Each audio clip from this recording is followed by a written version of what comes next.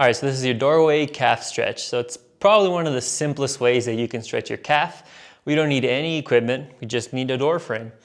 The reason why we use a door frame and not say something like a wall, I guess it can be done with a wall, but it's harder to stabilize yourself. It's harder to create leverage. So with the door frame, you can grip either side and leverage yourself into a better stretch. You can grip each side and stabilize yourself. You're not falling over, fighting for balance. So it's just a really easy to set up stretch, and it works really well, actually. I quite like it. I use it pretty often.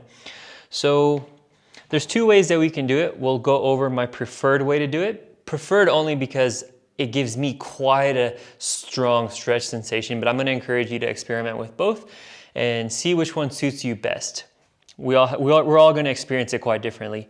So all we need to do is we're going to bend the knee that isn't being stretched. So this leg that's on the wall here is the one being stretched, this calf I mean. So we're going to bend the other knee so you can bring the hip down. This allows you to come into as much dorsiflexion. So what I mean by that is bringing the toes towards the shin. So you want to come into as much as you can. Wherever that is, it's fine. It doesn't matter if you have limited dorsiflexion or if you have a ton of dorsiflexion. It doesn't matter.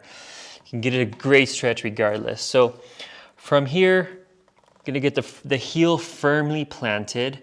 And now we're going to keep the knee locked. That's the first variation. By keeping the knee locked, we're going to stretch more of what we call the gastrocnemius. That's a calf muscle that crosses the knee. So you might experience these stretch sensations higher up in the calf, maybe even up towards behind the knee.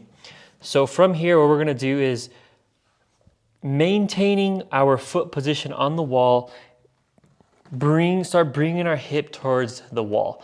So the further our hips are from the wall, the less stretch that we feel behind the calf, or not behind, on the calf. The closer our hips are to the wall, the more we're going to feel that stretch.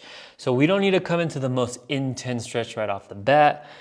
You can settle into the stretch for a few seconds, feel it out, see where you notice those stretch sensations. Now, as you settle in, then you want to start thinking about actively pulling your toes towards your shin. This is really going to intensify the stretch.